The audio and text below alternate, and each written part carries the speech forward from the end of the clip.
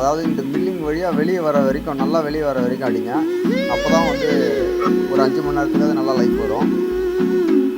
Greece பொதுவாக பார்த்தீங்கன்னா தொடர்ந்து ஒரு 5 மணி நேரம் ஓட்டினீங்கன்னா திருப்பி அடிக்கிறது ரொம்ப ரொம்ப நல்லது.